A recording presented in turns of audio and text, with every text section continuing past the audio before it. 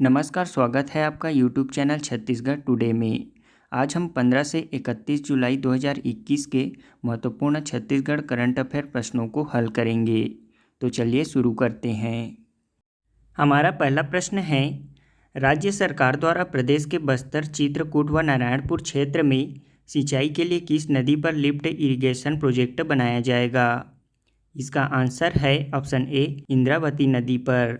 छत्तीसगढ़ के चित्रकूट, बस्तर व नारायणपुर क्षेत्र में सिंचाई के लिए इंद्रावती नदी पर लिफ्ट इरिगेशन प्रोजेक्ट तैयार किया जाएगा।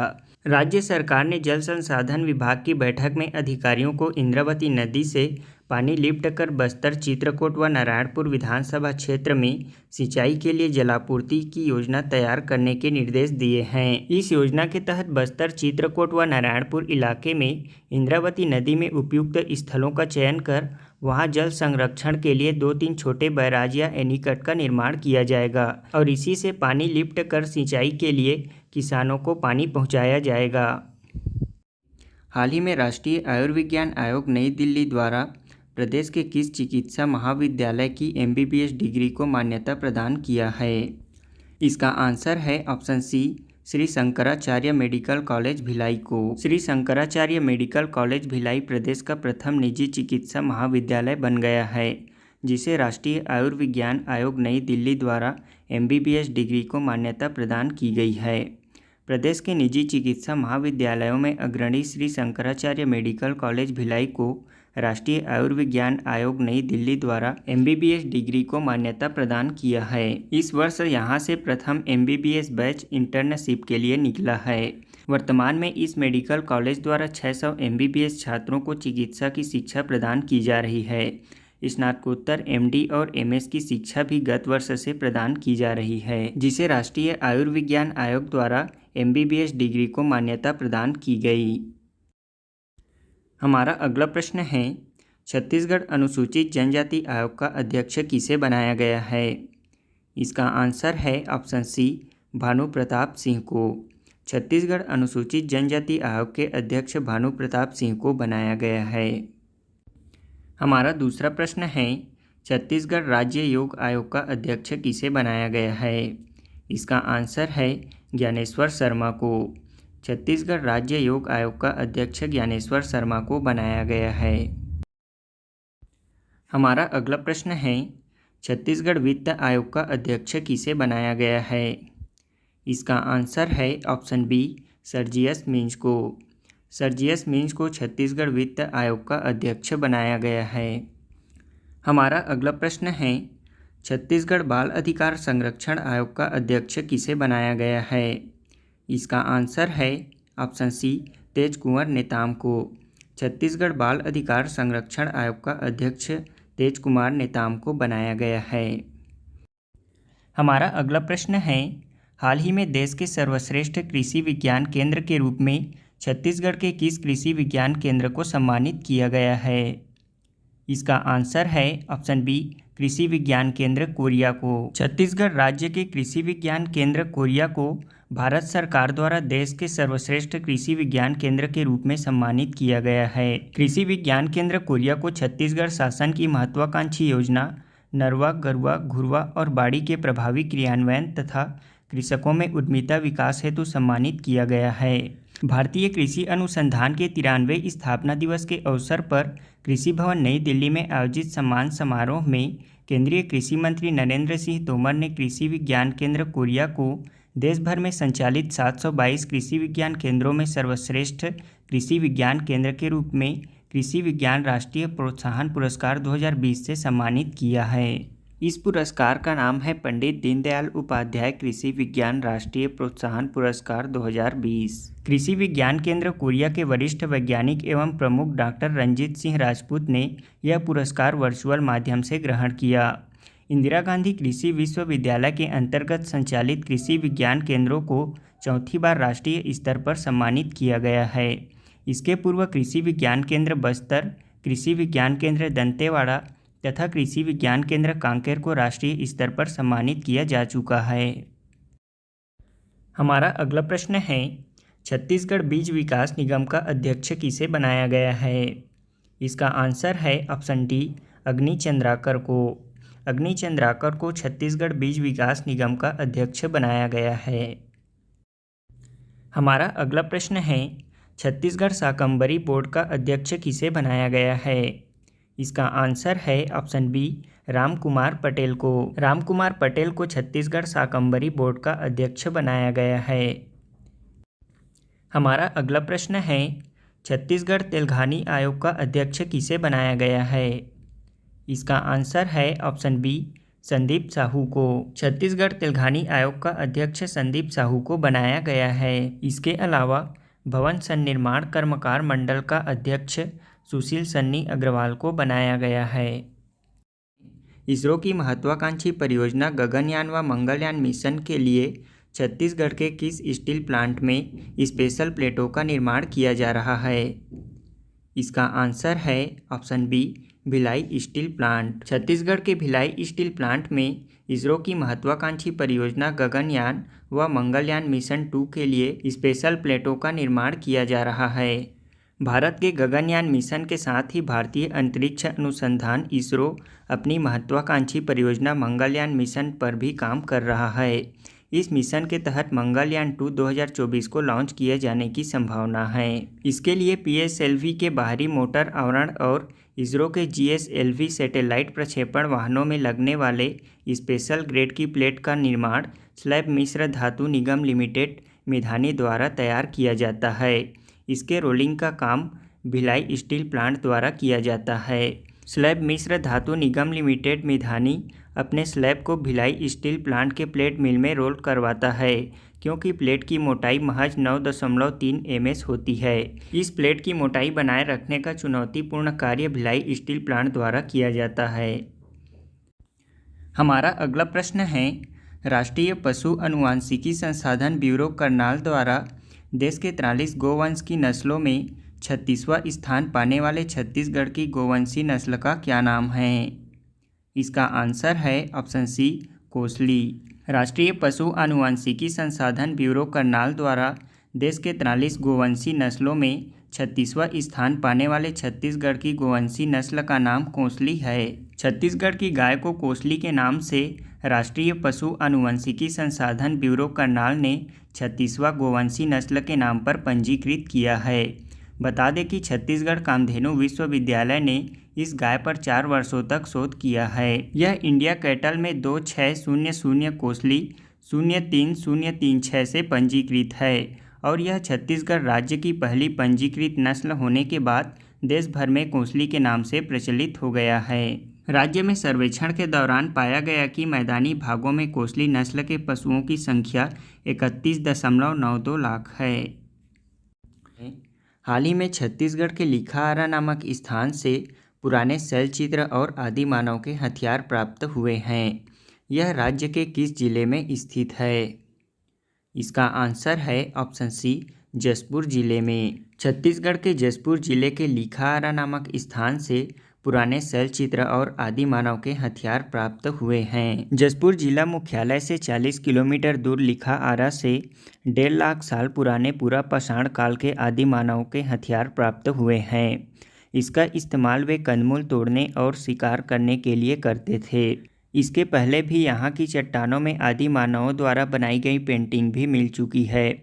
यह शैलचित्र 20,000 साल पुरानी बताई जा रही है। इसके अलावा यहाँ बहुत बड़ा शैलाश्रय भी प्राप्त हुआ है, जिसमें आदि मानव रहा करते थे। यहाँ पहाड़ियों की कंदराओं में पाषाण काल के औजारों के अवशेष, कंदराओं में शैलचित्र, महापाषाणकालिक समाधियाँ देखने को मिली हैं। हमारा अगला प्रश्न है, हाल ही में छत्तीसगढ़ के 1300 साल पुराने बुढ़ेश्वर मंदिर के जीर्णोद्धार के लिए शिला पूजन किया गया। यह मंदिर किस जिले में स्थित है? इसका आंसर है ऑप्शन ए, धमतरी जिले में। छत्तीसगढ़ के धमतरी जिले के अंतर्गत 1300 साल पुराने बुढ़ेश्वर मंदिर के जीर्णोद्धार के लिए शिला पूजन किया गया है। यह मंदिर 1300 साल पुराने 7वीं सदी की है। मंदिर समिति व शहर के लोग इस मंदिर का जीर्णोद्धार करा रहे हैं। यह जीर्णोद्धार सोनपुरा के वास्तुकारों की देखरेख में किया जा रहा है। मंदिर के इतिहास के जानकारों के मुताबिक 7वीं सदी में इस मंदिर का निर्माण किया गया था। रायपुर के पुरातत्व संग्रहालय में मौजूद इसके मुख्य द्वार पर यह पत्थर में अंकित है। इसकी कार्बन डेटिंग में भी इसकी पुष्टि हो चुकी है। धमतरी के पुरातन देव स्थानों में बुढ़ेश्वर मंदिर का महत्वपूर्ण स्थान है।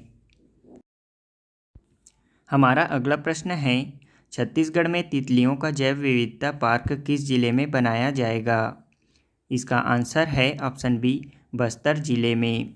छत्तीसगढ़ में तितलियों का जैव विविधता पार्क बस्तर जिले में बनाया जाएगा। छत्तीसगढ़ में एक भी तितलियों का पार्क नहीं होने से पर्यटकों की सुविधा के लिए वन विभाग द्वारा बस्तर जिले के 3 स्थान कुम्हड़ाकोट, आसना एवं शहर से लगभग 20 किलोमीटर दूर छापरभानपुरी में फूलों की घाटी का चयन तितलियों का पार्क बनाने के लिए किया गया है।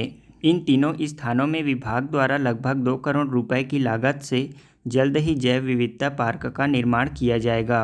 पार्क बनने के बाद इसे वनोपज समितियों को दिया जाएगा, जो इसका रखरखाव करेंगे। इसके साथ ही पार्क में पहुंचने वाले पर्यटकों को कम से कम राशि लिया जाएगा। हाल ही में छत्तीसगढ़ सरकार द्वारा कलमा बैराज से प्रभावित किसानों को 22.78 करोड़ रुपए की भू अर्जन मुआवजा राशि प्रदान किया गया। यह बैराज राज्य के किस जिले में स्थित है? इसका आंसर है ऑप्शन बी, जांजगीर चांपा जिले में। कलमा बैराज छत्तीसगढ़ के जांजगीर चांपा जिले में स्थित है। हाल ही में छत्तीसगढ़ सरकार द्वारा कलमा बैराज से प्रभावित किसानों को 22.78 करोड़ रुपए की भू अर्जन मुआवजा राशि प्रदान किया गया। मुआवजा वितरण का यह वर्चुअल कार्यक्रम मुख्यमंत्री निवास कार्यालय में आयोजित हुआ। बता दें कि कलमा बैराज का निर्माण जांजगीर चांपा जिले के ग्राम कलमा तथा रायगढ़ जिले के ग्राम बरगांव के मध्य महानदी पर 377.42 करोड़ रुपए की लागत से करवाया गया है। इसका निर्माण फरवरी 2011 में शुरू किया गया था और मार्च 2016 में यह बैराज बनकर तैयार हुआ। बैराज के निर्माण से जांजगीर चांपा जिले के 13 गांव के 682 किसानों को भू अर्जन राशि प्रदान की गई। इस बैराज में जल संसाधन विभाग द्वारा दोनों तटों पर मेगा लिफ्ट इरिगेशन प्रोजेक्ट प्रस्तावित किया गया है। इससे 15,000 हेक्टेयर से अधिक रकबे में किसानों को जलापूर्ति की जाएगी। हमारा अगला प्रश्न है, छत्तीसगढ़ राज्य शिक्षक पुरस्कार वर्ष 2020 के लिए राज्य के कितने शिक्षकों का चयन किया गया है? इसका आंसर है ऑप्शन सी, 54 शिक्षकों का। छत्तीसगढ़ राज्य शिक्षक पुरस्कार वर्ष 2020 के लिए राज्य के 54 शिक्षकों का चयन किया गया है। राजभवन में राज्यपाल अनुसुईया उइके और मुख्यमंत्री निवास में मुख्यमंत्री भूपेश बघेल की मौजूदगी में आयोजित राज्य शिक्षक सम्मान समारोह 2020 के वर्चुअल कार्यक्रम में स्कूल शिक्षा मंत्री प्रेमसाय टेकाम ने राज्य शिक्षक पुरस्कार समारोह वर्ष 2020 के लिए चयनित 54 शिक्षकों के नाम की घोषणा की। इन चयनित 54 शिक्षकों को राज्य शिक्षक पुरस्कार वर्ष 2020 प्रदान किया जाएगा। हमारा अगला प्रश्न है, राज्य सरकार की अहिवारा को तहसील बनाने की घोषणानुसार तहसील कार्यालय निर्माण प्रारंभ हो गया है। यह उप तहसील किस जिले के अंतर्गत आता है? इसका आंसर है ऑप्शन ए, दुर्ग जिला। अहिवारा तहसील दुर्ग जिला अंतर्गत आता है। राज्य सरकार की अहिवारा को तहसील बनाने की घोषणानुसार इसका कार्यालय निर्माण प्रारंभ हो गया है। दुर्ग जिले में अब 5 की जगह 6 तहसील होंगे। इसमें अहिवारा को नया तहसील बनाने की घोषणा की गई है। नवनिर्मित अहिवारा तहसील में भिलाई के 3 तहसील के 56 गांव को इस तहसील में शामिल किया गया है। भिलाई तहसील कार्यालय का भी निर्माण शुरू होने जा रहा है। छत्तीसगढ़ सरकार ने दुर्ग जिले में 3 उप तहसील को तहसील बनाने की घोषणा की गई है, इसलिए अहिवारा उप तहसील को तहसील बनाने की कानूनी प्रक्रिया प्रारंभ हो गई है। बता दें कि वर्तमान में दुर्ग जिले में 5 तहसीलें हैं। ये तहसीलें हैं दुर्ग, पाटन, धमधा, भिलाई और बोरी। इनमें दुर्ग, धमधा और पाटन पुराने तहसील हैं, जबकि बोरी और भिलाई को 2020 में तहसील बनाया गया है। अब जिले में 6वां तहसील अहिवारा को बनाया जाएगा। इसमें 56 गांव शामिल किए गए हैं।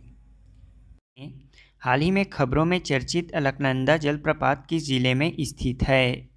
इसका आंसर है ऑप्शन बी, जशपुर जिले में। अलकनंदा जलप्रपात जसपुर जिले में स्थित है। यह जसपुर के बगीचा से लगभग 25 किलोमीटर दूर स्थित कैलाश गुफा के पास है। यहाँ कैलाश गुफा में ऐसे तो कई झरने हैं, लेकिन इसमें सबसे बड़ा झरना अलकनंदा झरना है। यह झरना कैलाश गुफा के पास स्थित है। इस गुफा के अंदर विराजमान है शिवलिंग, जहाँ पर गहिरा गुरु ने तप किया था। कैलाश गुफा में सावन पर्व पर दूर दूर से लोग कांवड़ से जल लेकर यहाँ पहुँचते हैं और साथ ही शिव दर्शन करने के लिए बहुत ही भीड़ लगी होती है। यहाँ कैलाश गुफा के साथ साथ प्रमुख आकर्षण प्रभु शिव, पार्वती, यज्ञ मंडप, संस्कृत महाविद्यालय और गहिरा गुरु का आश्रम स्थित है। हमारा अगला प्रश्न है, हाल ही में छत्तीसगढ़ सरकार द्वारा किसे खेती का दर्जा देने का फैसला लिया गया है? इसका आंसर है ऑप्शन डी, मछली पालन को। छत्तीसगढ़ सरकार द्वारा मछली पालन को कृषि का दर्जा देने का सराहनीय फैसला लिया गया। सरकार के इस फैसले से मछुआरों को मत्स्य पालन के लिए किसानों के समान ब्याज रहित ऋण सुविधा मिलने के साथ ही जल कर और विद्युत शुल्क में भी लाभ प्राप्त होगा। बता दें कि छत्तीसगढ़ में बीते 2.5 साल के अंतर्गत छत्तीसगढ़ सरकार के प्रयासों से मछली पालन में बड़ी वृद्धि हुई है। राज्य में 2.5 सालों में मत्स्य बीज उत्पादन के मामले में 13% और मत्स्य उत्पादन में 9% की उल्लेखनीय वृद्धि दर्ज की गई है। छत्तीसगढ़ राज्य में मत्स्य पालन के लिए अभी तक मछुआरों को 1% ब्याज पर 1 लाख तक तथा 3% ब्याज पर अधिकतम 3 लाख रुपए तक ऋण मिलता था। इस क्षेत्र को कृषि का दर्जा मिलने से अब मत्स्य पालन से जुड़े लोग सहकारी समितियों से अब अपनी ज़रूरत के अनुसार 0% ब्याज पर सहजता से ऋण प्राप्त कर सकेंगे। इसके साथ अब किसानों की भांति अब मत्स्य पालकों एवं मछुआरों को भी क्रेडिट कार्ड की सुविधा मिलेगी। राज्य में मछली पालन के लिए 30,000 हेक्टेयर क्षेत्रफल में सिंचाई बांधों एवं जलाशयों से नहर के माध्यम से जलापूर्ति की आवश्यकता पड़ती थी, जिसके लिए मत्स्य कृषकों एवं मछुआरों को प्रति 10,000 घन फीट पानी के बदले 4 रुपये का शुल्क अदा करना पड़ता था, जो कि अब उन्हें फ्री में मिलेगा। मत्स्य पालक कृषकों एवं मछुआरों को प्रति यूनिट 4 रुपये 40 पैसे की दर से विद्युत शुल्क भी अदा करना नहीं होगा। सरकार के इस फैसले से मत्स्य पालन की लागत में प्रति किलो लगभग 10 रुपये की कमी आएगी, जिससे सीधा लाभ मत्स्य पालकों को व्यवसाय में होगा। वर्तमान में छत्तीसगढ़ के कुल जल क्षेत्र का 94.66% लगभग 95% जल क्षेत्र मछली पालन अंतर्गत विकसित किया जा चुका है। वर्तमान में छत्तीसगढ़ मछली उत्पादन में पूरे देश में 6वें स्थान पर है। बता दें कि फरवरी 2021 में छत्तीसगढ़ सरकार द्वारा लाख को भी कृषि का दर्जा प्रदान किया गया है। हमारा अगला प्रश्न है, हाल ही में अटल बिहारी वाजपेयी विश्वविद्यालय बिलासपुर से 109 महाविद्यालयों को अलग कर किस नए विश्वविद्यालय से संबद्ध किया गया है? इसका आंसर है ऑप्शन डी, शहीद नंद कुमार पटेल विश्वविद्यालय। अटल बिहारी वाजपेयी विश्वविद्यालय बिलासपुर से अलग कर 109 महाविद्यालय को शहीद नंद कुमार पटेल विश्वविद्यालय में संबद्ध किया गया है। अब इन कॉलेजों में भी प्रवेश की प्रक्रिया रायगढ़ यूनिवर्सिटी के अंतर्गत की जाएगी। अटल बिहारी वाजपेयी यूनिवर्सिटी से अलग हुए सभी 109 कॉलेज रायगढ़ व जांजगीर चांपा जिले के हैं। रायगढ़ के शहीद नंद कुमार पटेल यूनिवर्सिटी अस्तित्व में आने के बाद अब इसमें शामिल कर लिया गया है। बता दें कि रायगढ़ विश्वविद्यालय की घोषणा पहले से ही हो गई थी, किंतु नई विश्वविद्यालय की स्थापना 20 सत्र में हुई, जिसकी वजह से उस क्षेत्र के शासकीय एवं निजी कॉलेज अटल यूनिवर्सिटी से संबद्ध नहीं हो पाए थे। अब रायगढ़ व जांजगीर चांपा क्षेत्र के 109 कॉलेज अटल विश्वविद्यालय से असंबद्ध हो गए हैं। अब रायगढ़ विश्वविद्यालय ने कॉलेज की संबद्धता के संबंध में अधिसूचना जारी कर दी है। इन कॉलेजों में नए सत्र के एडमिशन की प्रक्रिया रायगढ़ यूनिवर्सिटी के अंतर्गत अब की जाएगी। हमारा अगला प्रश्न है, राष्ट्रीय उच्चतर शिक्षा अभियान योजना के तहत छत्तीसगढ़ में कितने मॉडल डिग्री कॉलेज खोलने की मंजूरी दी गई है? इसका आंसर है ऑप्शन सी, 10 डिग्री कॉलेज। केंद्र सरकार के द्वारा राष्ट्रीय उच्चतर शिक्षा अभियान योजना के तहत 130 डिग्री कॉलेज देश में शैक्षणिक रूप से पिछड़े जिलों में खोले जाने की मंजूरी दी गई है। इसके तहत छत्तीसगढ़ राज्य में 10 मॉडल डिग्री कॉलेज खोलने की मंजूरी दी गई है। विश्वविद्यालय अनुदान आयोग यूजीसी द्वारा गठित एक विशेषज्ञ समिति ने 374 पिछड़े जिलों की पहचान की है, जहां 2001 की जनगणना के आंकड़ों के अनुसार उच्च शिक्षा में सकल भर्ती अनुपात 12.4% के राष्ट्रीय औसत से कम है। पूर्ववर्ती योजना को केंद्र द्वारा प्रायोजित राष्ट्रीय उच्चतर शिक्षा अभियान योजना में मिला दिया गया है। RUSA ने शैक्षणिक रूप से पिछड़े जिलों में 130 मॉडल डिग्री कॉलेज खोलने की मंजूरी दी है।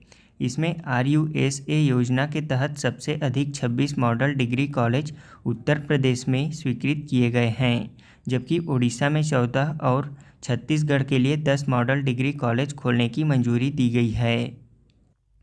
हमारा अगला प्रश्न है, गुरु घासीदास केंद्रीय विश्वविद्यालय बिलासपुर के नए कुलपति किसे नियुक्त किया गया है? इसका आंसर है option A, professor doctor Alok Kumar Agarwal को। गुरु घासीदास केंद्रीय विश्वविद्यालय बिलासपुर के नए कुलपति प्रोफेसर डॉक्टर आलोक कुमार अग्रवाल को नियुक्त किया गया है। इस संबंध में शिक्षा मंत्रालय द्वारा आदेश जारी कर दिया गया है। वर्तमान कुलपति प्रोफेसर अंजिला गुप्ता का कार्यकाल अगस्त 2020 में समाप्त हो चुका था। शिक्षा मंत्रालय के निर्देश पर वे कार्यकारी कुलपति के रूप में कामकाज संभाल रही थी। गुरु घासीदास केंद्रीय विश्वविद्यालय में इनके स्थान पर सौराष्ट्र विश्वविद्यालय राजकोट गुजरात के कॉमर्स एंड एडमिनिस्ट्रेशन विभाग के प्रोफेसर डॉक्टर आलोक कुमार अग्रवाल को गुरु घासीदास केंद्रीय विश्वविद्यालय का कुलपति नियुक्त किया गया है। अब हम इसके साथ गुरु घासीदास केंद्रीय विश्वविद्यालय के बारे में भी जान लेते हैं। गुरु घासीदास केंद्रीय विश्वविद्यालय बिलासपुर जिले के कोनी में स्थित है। इसकी स्थापना 16 जून 1983 को की गई थी। इसे सन 2009 में केंद्रीय विश्वविद्यालय का दर्जा दिया गया है। वर्तमान में यह छत्तीसगढ़ का एकमात्र केंद्रीय विश्वविद्यालय है। छत्तीसगढ़ के किस जिले में बेंगलुरु की तर्ज पर नेचुरोपैथी सेंटर शांति केंद्र स्थापित किया जाएगा? इसका आंसर है ऑप्शन ए, दंतेवाड़ा जिला में। दंतेवाड़ा जिले में बेंगलुरु की तर्ज पर नेचुरोपैथी शांति केंद्र स्थापित किया जाएगा। प्राकृतिक संसाधनों से परिपूर्ण बस्तर के दंतेवाड़ा जिले में नई शुरुआत होने जा रही है। यहाँ केरल के तर्ज पर पंचकर्म उपचार सुविधा उपलब्ध होगी। यहाँ केरल व असम के तर्ज पर हट्स भी बनाए जाएंगे। नक्सल प्रभावित जिले में बनने वाले इस केंद्र का नाम शांति केंद्र रखा जाएगा। यह रेलवे स्टेशन के पास 20 एकड़ जमीन पर बनाया जाएगा। इसके लिए 3 करोड़ रुपए की स्वीकृति दी गई है। CM भूपेश बघेल द्वारा इसका भूमि पूजन भी कर दिया गया है। इस सेंटर का जिम्मा वन विभाग व औषधि विभाग के पास होगा। हमारा अगला प्रश्न है, छत्तीसगढ़ में प्रधानमंत्री मातृ वंदना योजना के क्रियान्वयन में कौन सा जिला प्रथम स्थान पर है? इसका आंसर है ऑप्शन सी, दंतेवाड़ा जिला। प्रधानमंत्री मातृ वंदना योजना महिला एवं बाल विकास विभाग द्वारा चलाया जा रहा है। यह प्रधानमंत्री की महत्वाकांक्षी योजनाओं में से एक है, जिसके क्रियान्वयन में छत्तीसगढ़ के दंतेवाड़ा जिला को प्रथम स्थान प्राप्त हुआ है। इस योजना का संचालन 1 जनवरी 2017 से किया जा रहा है।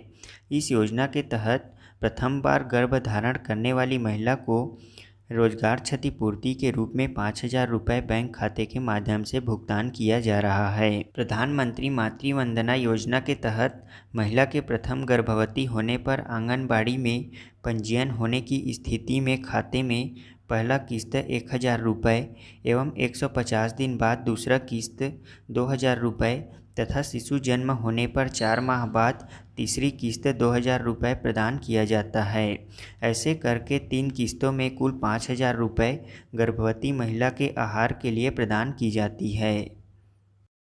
छत्तीसगढ़ का कौन सा नगर निगम वर्मी कंपोस्ट तथा सुपर कंपोस्ट खाद विक्रय करने वाला पहला नगर निगम बन गया है? इसका आंसर है ऑप्शन बी, नांदगांव नगर निगम। छत्तीसगढ़ का नांदगांव नगर निगम अमेजॉन तथा इंडिया मार्ट जैसी ई-कॉमर्स कंपनियों के साथ अनुबंध कर वर्मी कंपोस्ट तथा सुपर कंपोस्ट खाद का वितरण करने वाला पहला नगर निगम बन गया है। नगर निगम द्वारा अब तक 19 लाख रुपए का खाद विक्रय किया जा चुका है। बता दें कि गोधन न्याय योजना के तहत खरीदे गए गोबर से इस खाद का निर्माण किया गया है। इस योजना के तहत 2 रुपये किलो की दर से पशुपालकों का गोबर खरीदा जा रहा है। नगर निगम द्वारा महिला स्व सहायता समूहों के माध्यम से बड़े पैमाने पर वर्मी कंपोस्ट खाद के साथ साथ सुपर कंपोस्ट खाद तैयार कराया जा रहा है। इसके लिए नगर निगम द्वारा 4 गौठान केंद्र बनाए गए हैं। ये गौठान केंद्र हैं नवागांव, रेवाडीह, मोहारा तथा लखोली। इन केंद्रों में वर्मी कंपोस्ट खाद, सुपर कंपोस्ट खाद के साथ साथ गमले का निर्माण, दिए का निर्माण तथा गोबर की लकड़ी बनाने का कार्य बड़े पैमाने पर किया जा रहा है।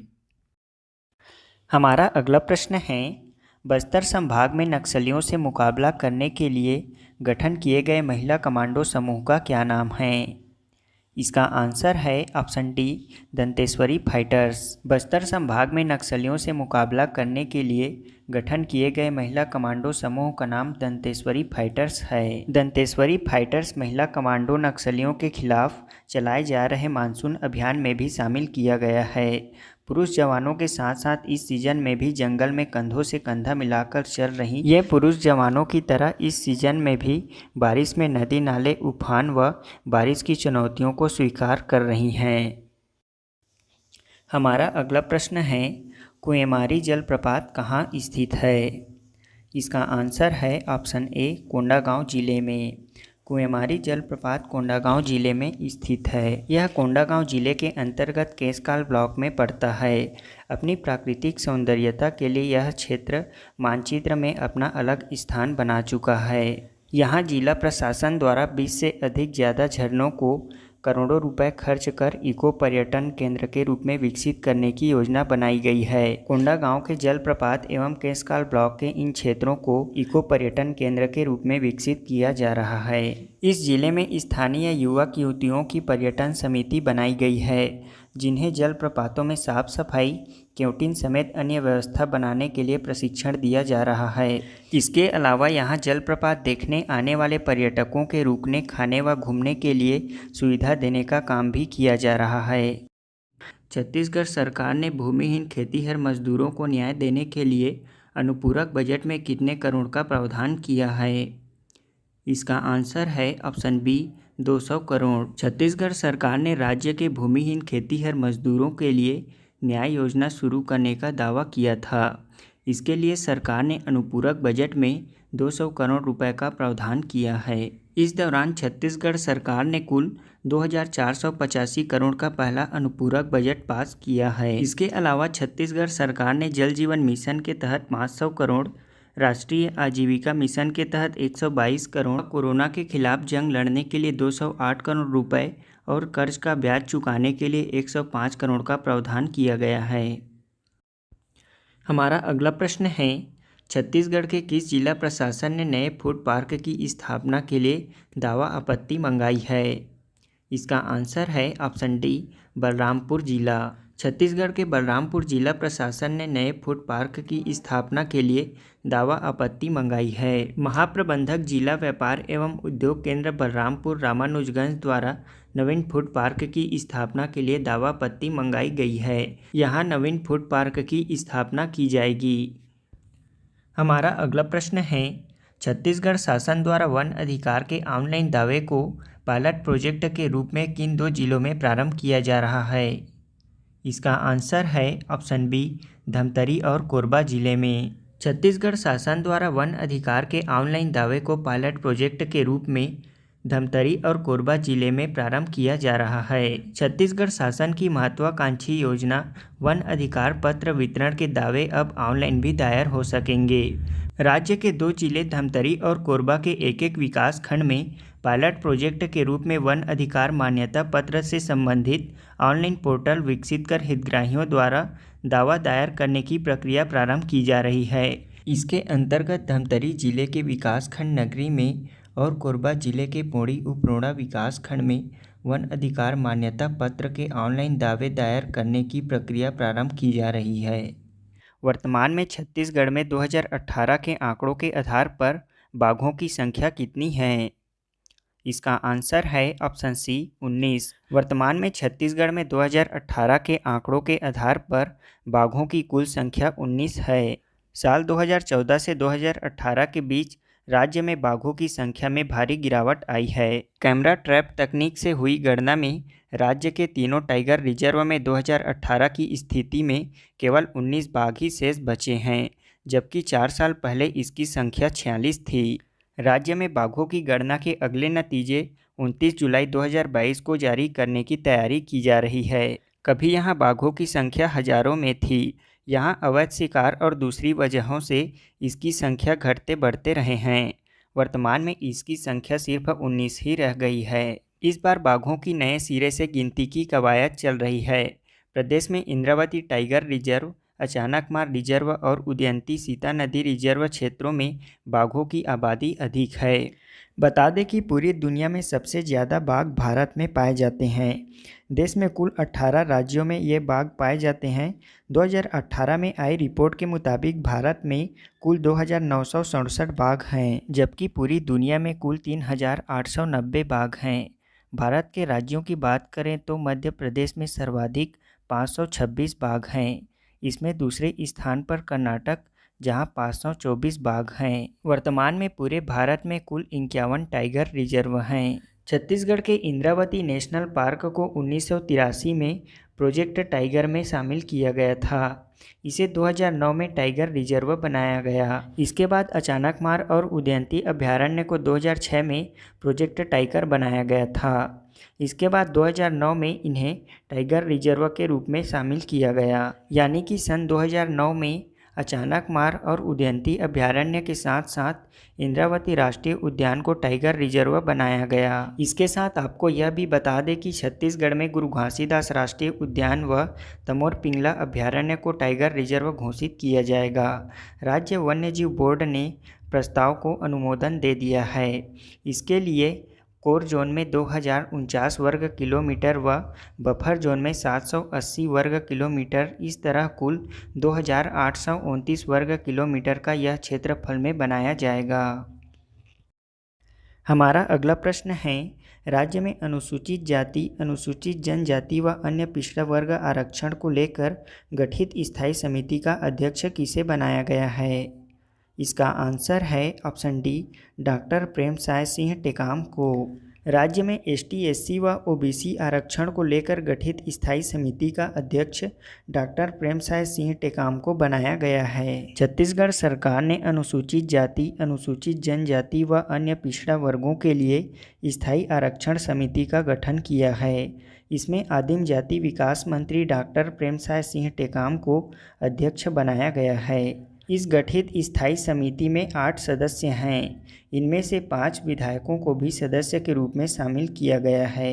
ये 5 विधायक हैं रामपुकार सिंह, कुलदीप सिंह जुनेजा, पुन्नूलाल मोहले, धर्मजीत सिंह व दलेश्वर साहू। बता दें कि सामान्य प्रशासन विभाग के आदेश के मुताबिक छत्तीसगढ़ लोक सेवा अनुसूचित जाति, जनजाति व अन्य पिछड़ा वर्ग आरक्षण अधिनियम 1994 के प्रावधानों के तहत इस समिति का गठन किया गया है। अधिनियम के प्रावधानों के तहत स्थायी समिति की कार्यकाल 2 वर्ष की होगी। छत्तीसगढ़ सरकार ने विधानसभा में किस विश्वविद्यालय को अधिग्रहण करने संबंधी विधेयक 2021 ध्वनिमत से पारित किया है? इसका आंसर है ऑप्शन सी, चंदूलाल चंद्राकर स्मृति चिकित्सा महाविद्यालय दुर्ग को। छत्तीसगढ़ सरकार द्वारा विधानसभा में चंदूलाल चंद्राकर स्मृति चिकित्सा महाविद्यालय दुर्ग अधिग्रहण विधेयक 2021 ध्वनिमत से पारित किया है। यहाँ दुर्ग में शासकीय मेडिकल कॉलेज खोलना राज्य सरकार की प्राथमिकता में रहा है।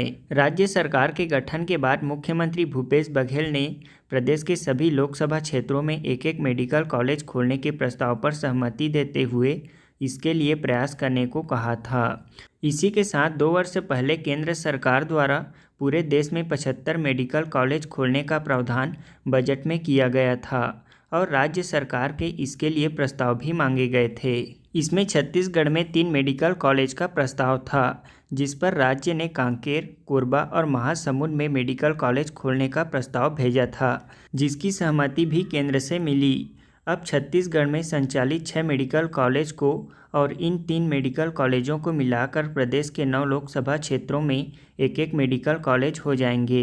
दुर्ग में मेडिकल कॉलेज खोलने का प्रस्ताव केंद्र को इसलिए नहीं भेजा जा सका क्योंकि केंद्र सरकार ने यह शर्त रखी थी कि जहां पूर्व में शासकीय या निजी मेडिकल कॉलेज खोले गए हों वहां के लिए प्रस्ताव नहीं भेजा जाए। तभी से छत्तीसगढ़ सरकार द्वारा वहां शासकीय मेडिकल कॉलेज की स्थापना के लिए सभी संभावित विकल्पों पर विचार किया जा रहा था। इससे राज्य में मेडिकल कॉलेजों के सीटों की संख्या बढ़कर 1370 हो जाएगी। हमारा अगला प्रश्न है, छत्तीसगढ़ में कोरोना टीकाकरण पर आधारित लघु फिल्म का विमोचन राज्यपाल अनुसुईया उइके द्वारा किया गया। इस फिल्म का क्या नाम है? इसका आंसर है ऑप्शन बी, भूमिका। हाल ही में छत्तीसगढ़ में कोरोना टीका पर आधारित लघु फिल्म का विमोचन राज्यपाल अनुसुईया उइके द्वारा किया गया। इस फिल्म का नाम भूमिका है।